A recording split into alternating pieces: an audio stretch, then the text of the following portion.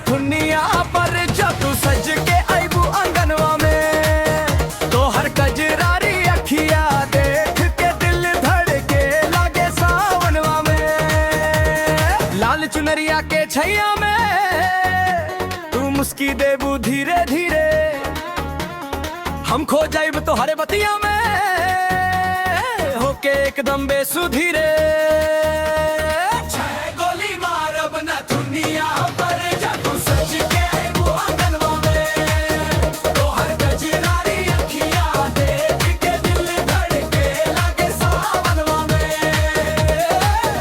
गोली मारब नथुनिया पर लाल चुनरिया के छैया में तू मुस्की देबू धीरे धीरे, हम खो जाइब तो हरे बतिया में।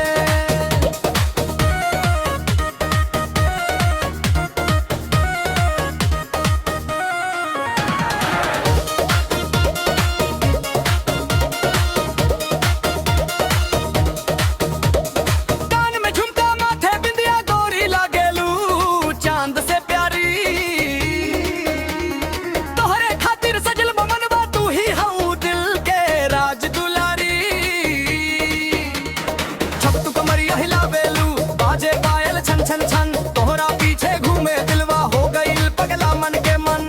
एक नजरिया मारा दिलवा के चैन चुराता, तोहरा नाम के धुन बजला हमरा दिल के हर तार पर।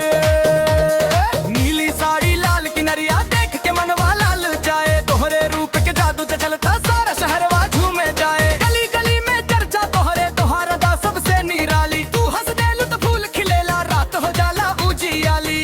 गोली मारब नथुनिया पर जब तू सज के आईबू आंगनवा में तो हर कजरारी अखिया देख के दिल धड़के लागे सावनवा में।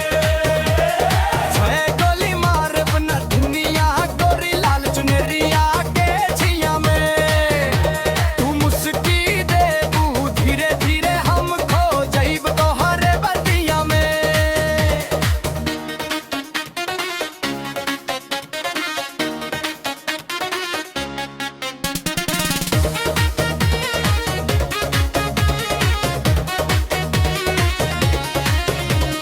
लूठल बाड़ू दामन लेब तोहरा फूलन के हार पहनाइब, चांद सितारा गवा बना के तोहरा से प्यार आज दाइब।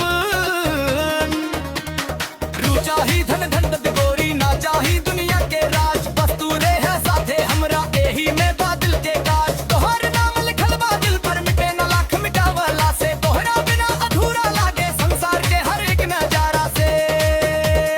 चाहे गोली मारब नथुनिया